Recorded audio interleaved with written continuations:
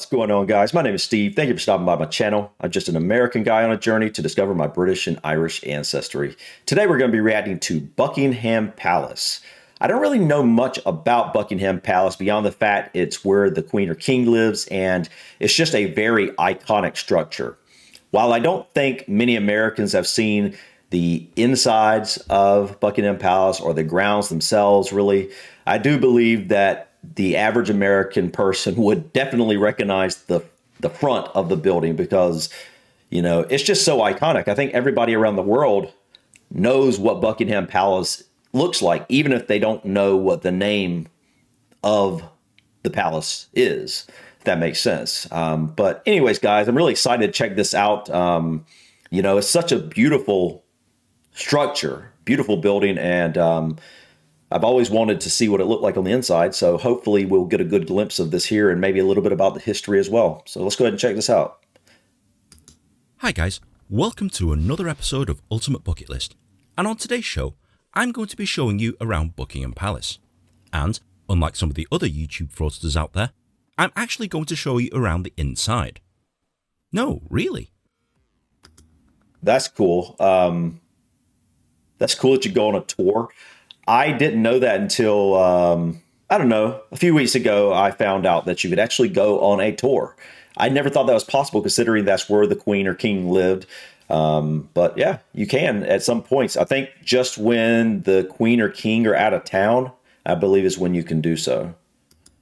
Ladies and gentlemen, wow, welcome to the residence of the Queen. Look at that. It's beautiful. Buckingham Palace is the most famous royal property in the world. Yeah.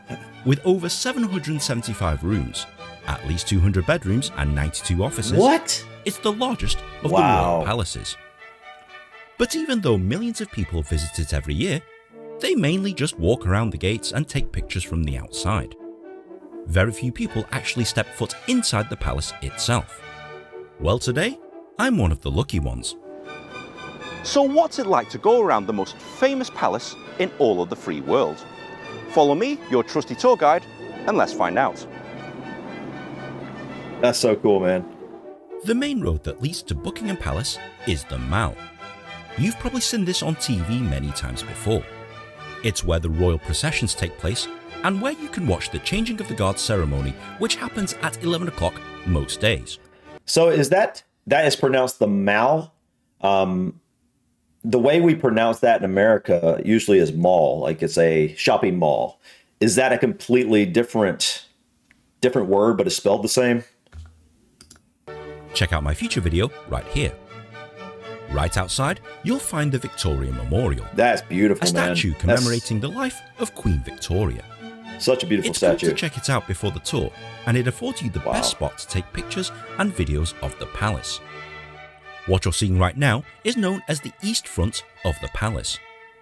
Contrary to popular belief, the Queen isn't behind that window over there.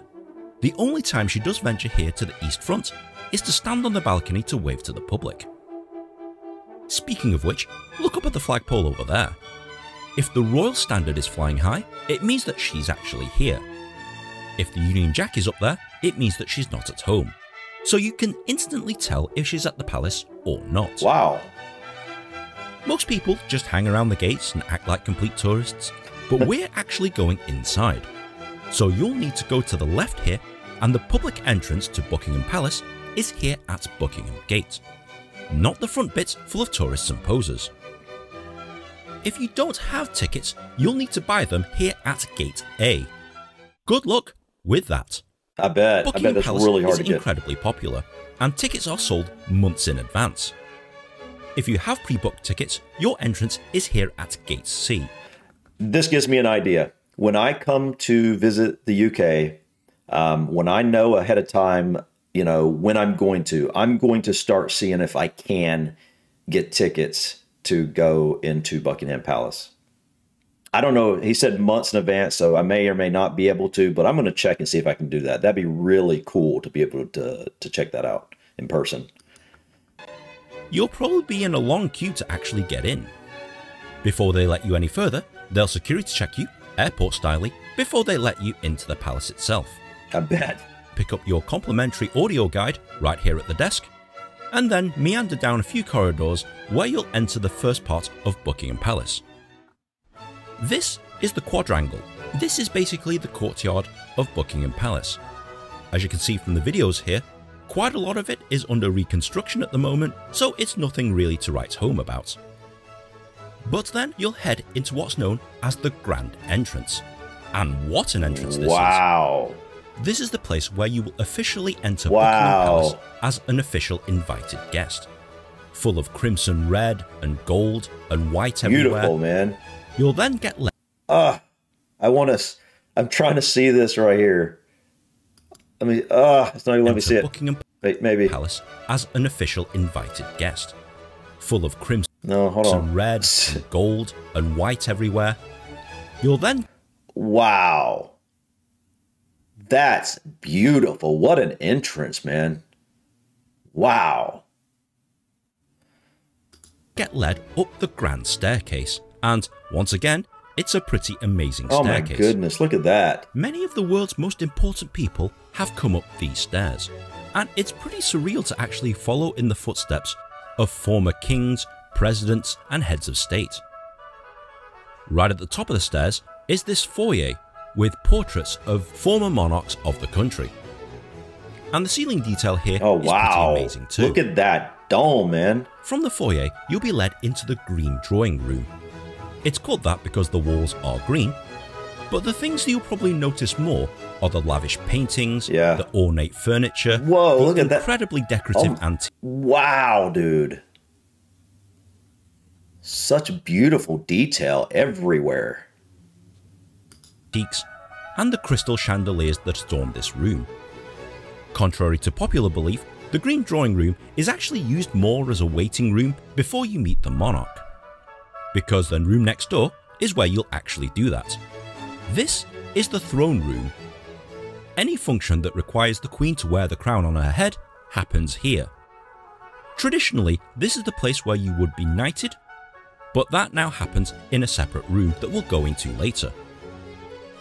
But check out the chandeliers, the ceiling detail. That's amazing. Everything is decked out in red and gold. And the thrones themselves, they've got the initials of Queen Elizabeth and Prince Philip. R.I.P. Prince Philip.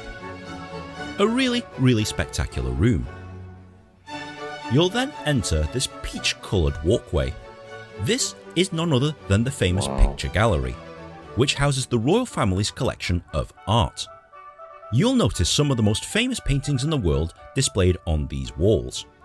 Rembrandts, Vermeers, and paintings of other Dutch masters. If you're not really into art, it kind of is a bit lost on you, but if you know roughly anything to do with art, it's actually quite a nice art gallery in itself. I wouldn't say that I'm not like really into art. Like I'm not someone that's like spent a lot of time going to art museums, stuff like that, but I definitely appreciate it. I definitely can look at a painting and just appreciate the beauty of it. You know what I mean? I can do that with a lot of things. You know, I'm noticing that really specifically about architecture as of the last few years, something I've really got into, just the beauty of buildings and structures. Even though you're not in an art gallery. Keep walking further until the walls turn grey, and now you're in the East Gallery. Again, it's a small collection of royal artwork. I'm particularly fond of the antiques on display and the paintings of Queen Victoria, which I like very, very much. You'll then be led into what's known as the Ball Supper Room. Traditionally, this is where the Queen will dine intimately with other members of her family. But at the moment, it's currently an exhibition of the Queen's personal jewellery. You'll get to see many things, such as the Girls of Great Britain and Ireland tiara, but the most famous piece that you'll probably see here is the diamond diadem. This is the Queen's personal crown that she wears for the opening of Parliament and anywhere where her official portrait is required, such as on postage stamps and on our money. It's a nice exhibition of the Queen's personal jewellery.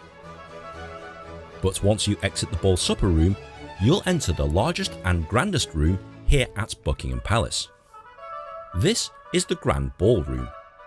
Traditionally built as a ballroom for dancing and parties, it's now more used to entertain dignitaries from around the world, so if a royal banquet is happening, it will usually be hosted here.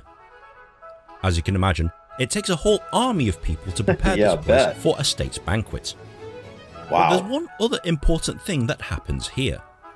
Right at the end of the room, you'll notice 2 chairs and a lectern, because this is the place where investitures happen, i.e. where you are knighted by the Queen, or a member of her royal family. And this happens literally right here. So if you are being knighted, the procedure is thus. You'll be called forward where you will turn and face the Queen. You'll need to bow, or curtsy if you're a lady, before kneeling with your right knee on the stool here. She will tap you with a sword on the right shoulder and left shoulder before telling you to arise, announcing your name, and she will award you with your award. She will then make small talk with you for about 10 to 15 seconds before shaking your hand. You retreat back 3 steps, bow or curtsy again before exiting stage left. And there you have it, from commoner to knight in less than a minute.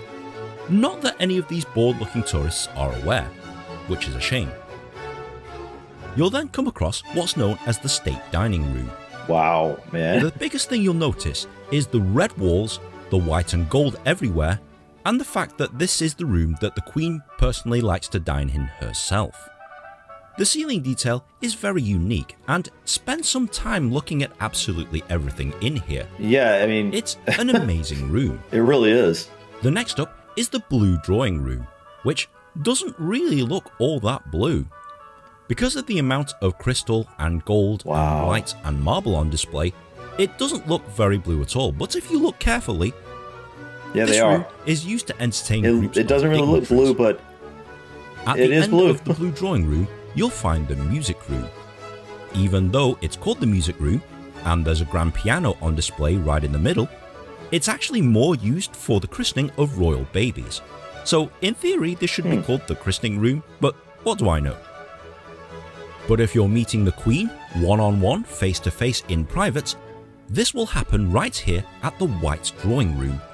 This famous room, decked out in white and gold, is the spot where the Queen will generally meet with very... Wow, dude. Look at this chandelier, man. I mean, it's like you literally want to just stop and appreciate every 2 seconds. It's just so insanely beautiful. What a building. Very important people. What a home. Such as the President of the United States and monarchs of other countries. Complete with Queen Victoria's gold piano. Look at that piano. That's beautiful, man. And priceless antiques, it's an amazing room. But behind this unassuming bureau lies the Queen's quote-unquote secret personal entrance. From her apartments, she can actually access this room from behind the mirror here.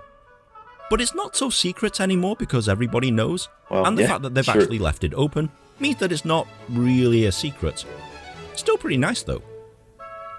You'll then meander through the anteroom, not much to see in here, before going down the minister's steps and back onto the ground floor. You'll then enter the marble hall. And as the name suggests, it's full of marble statues and artwork. It's a very nice hall indeed that leads to the final room that you'll see here at Buckingham Palace, the ballroom. Traditionally, this is used as an indoor meeting place if you're attending any function at Buckingham Palace, particularly the garden parties. For you, this is pretty much the end of the tour. But don't turn off the video just yet, because there's plenty more to see here at Buckingham Palace. Right guys, you're halfway through the video and it's competition time, and I'm giving you the chance to win this free bag of memorabilia that I've just bought at the Buckingham Palace shop. Stick around to the end of the video to find out more, but in the meantime, back to the video. As an ordinary member of the public, you don't have access to any other part of Buckingham Palace. But what you can do is have afternoon tea here. So if you feel like partaking in the great British tradition in the heart of Buckingham Palace, you can do. The caterers here are the same ones that supply the palace itself. And even though the food looks lovely and the prices are reasonable enough, you'll be spending forever in the queue. It took me 25 minutes just to grab a latte, but do you know what? I'm probably going to be here once in my life. I might as well take advantage while I can. True. That's true. You can actually pay for a separate tour of Buckingham Palace's gardens. and the meeting point is literally right here where you exited the palace. The Palace Gardens is where the Queen officially hosts her garden parties. At select times throughout the year, ordinary members of the public, like me and you, can be invited to meet the Queen and members of her royal family. If you're lucky enough to be invited to a Buckingham Palace garden party, it's supposed to be an exceptional shindig. This lawn also acts as the de facto helipad for Buckingham Palace. So, if the President of the United States wants to drop on by, he'll park his helicopter right here. You'll notice that most of the walkways are canopied, so that people can't spy on you from above. After walking past the Queen's swimming pool, which you can't see, and the Queen's actual apartments, which you can't go into, you'll go into the Queen's private garden. This is the part of the gardens that she frequents herself. Apparently, she's incredibly fastidious in keeping the garden a specific way. She wants the garden to be more accessible to animals and insects rather than for humans, which kind of makes sense. Apparently, she's an expert in all things flora and fauna, and she could give Sir David Attenborough here a run for his money. When you walk through it yourself, admittedly, it's a little disappointing. How large are the gardens? This looks much bigger than I thought. I mean, it goes on and on and on. I thought back in the back of Buckingham Palace was going to be like just, kind of like a fairly big, but not like this. Disappointing. If you didn't know that this is the Queen's private garden, you'll think that you're just at your local park at home. There's nothing really special about it. I mean, yes, the flower beds are really nice, the rose gardens are okay, and it's very well manicured for sure. There's a few things that the Queen has been given as gifts that are on display in her garden, but overall, it's a pretty average looking garden, and a pretty average garden tour at best. Case in point, this is the Queen's personal tennis court, that you can see on Google Maps, but you can't see whilst you're actually here. There we go. It gives me an idea from above what this looks like. Where's it at? Where did it go? At best. Case in point, this is the Queen's personal tennis court, that you can see on Google Maps. Okay, so here's the tennis courts. No idea what this... I guess this is a gate to enter. It's some sort of lake here. It still doesn't really get... Well, considering how big Buckingham Palace is, and then you look... You could fit 1, 2, 3, 4, 5... I don't know. You could fit like 6 or 7 Buckingham Palaces in there. So that's... Yeah, that's a pretty good green space right there. Wow. But you can't see whilst you're actually here. So if you've only got a short amount of time, skip the Palace Garden tour, you won't be missing all that much. Before you leave Buckingham Palace for good and, oh, hello beautiful girl, 2 beautiful girls, oh great. Where was I? Oh yeah, before you leave Buckingham Palace for good, check out the Buckingham Palace shop. You can buy royal themed gifts, like Buckingham Palace port wine, which is actually made in Portugal, kitchenware, jewellery, and all the typical touristy tack. You'll actually walk through the Palace Gardens to exit anyway, which kinda smart that I just paid for a tour of it, and you'll be let out on the street around the corner from the Queen's Gallery. This is the royal family's personal collection of artwork, and they have new themed exhibitions I thought every that was few months. In the As you whatever can tell room that from was these in. clips, it's currently Japan themed. So these are all art and artifacts that the royal family have received from the country of Japan. Once you go in, you'll be security checked, again, before accessing this lovely staircase where you can pick up your free audio guide. And don't get me wrong, I do like Japanese art and history, especially as it pertains to weaponry such as samurai swords, which I have my own collection of. It's all very nice, but it's got nothing to do with the royal family, other than the fact that they own this stuff. That's kind of true, I suppose. If you've come all the way to London to experience royal attractions, you might be a little disappointed with the Queen's Gallery. Hopefully next month it'll have something a little bit more relevant. But your day at Buckingham Palace isn't finished there, because down the street from Buckingham Gate lies the Royal Mews. This is where all the Queen's horses and all the Queen's carriages are located. That'd be interesting to check out. And most tourists generally avoid going in here, but it's definitely worth checking out. Yeah, I'd go check that out, absolutely. You'll get to meet some of the Queen's horses. This is Castle Jordan, and that over there is Meg. Shut up, Meg. You'll see where they get trained, and you'll see where everything is stored. Now you can guide yourself around the Royal Mews at your leisure if you want, using the free of charge audio guide. But if you've got a bit of time, hang around and take part in one of the many guided tours that happen during the day. This tour guide right here, his name was Phil, he was excellent, and if you do come here, look out for him and his guided tour.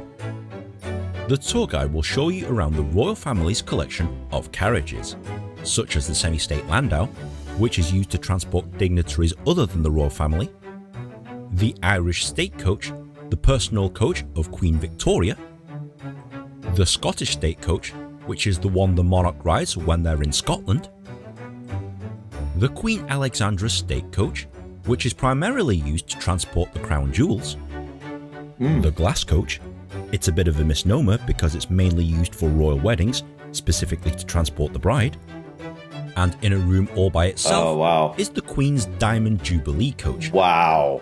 This is the preferred coach of Queen Elizabeth II. I can see why, it's beautiful. This coach looks like a relic, but it has modern technology. Hydraulic suspension, air conditioning, CCTV cameras so that the Queen can spy on you, and all of the other things that a typical royal carriage has. Gold leafing, crystal lanterns, diamond encrusted handles, you know, the usual. They'll also show you a selection of the vehicles that the Queen personally either drives herself or is driven around in. She generally favours Bentleys and Rolls Royces, and her personal vehicles don't have number plates, because she's the Queen, and doesn't need them. You'll get a short talk about the inner workings of the She would have always had, like, security personnel around her. So, everybody would know it's the Queen when she's coming through, probably. Plus, she doesn't need them because she's the one that issues the driver's license, or in her name they were issued. I guess that's in King Charles's name now. So, but yeah. Royal Mews, and the fact that it's still a working stables today. Speaking of which, you'll actually get to walk in the working stables themselves. Currently, most of the horses are actually on their summer holidays. I'm honestly not joking about that. Summer holidays, seriously? Which means that all the stalls are pretty much empty, save for some authentic hay and horse poop. But that's actually a good thing because they've staged a mock carriage so that you can pretend to be the Queen for photos and videos, and dress up as a coachman if you want to. In here is also where you'll learn how the horses are tacked and prepared, the uniforms of the specific people who perform specific jobs for the Queen are. It's all very, very interesting. But here at the Royal Mews, they've saved the best carriage, man. Because right at the end of the room here is the most priceless royal vehicle of them all. Okay, yeah. It's none other than the one, the only, Her Majesty's Gold State Coach. Yeah, I saw that. Yeah, that's the one. Saw that when she got coronated. During the coronation.